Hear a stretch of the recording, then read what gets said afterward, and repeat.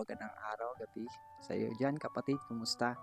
Ang verse po natin ngayon ay makikita po natin sa Jeremiah 33 verse 3. Call unto me, and I will answer thee, and I will answer you, and show you great and mighty things that you never know. Yan ang pangako ng ating Panginoon. Na tumawag lang tayo sa Kanya, hindi niya tayo bibiguin. At ipakita niya yung mga bagay na hindi pa natin nakikita.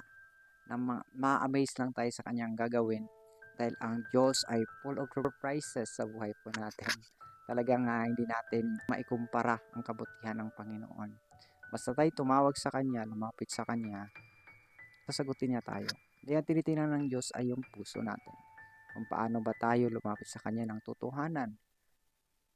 Pangako niya, paghawakan natin yon.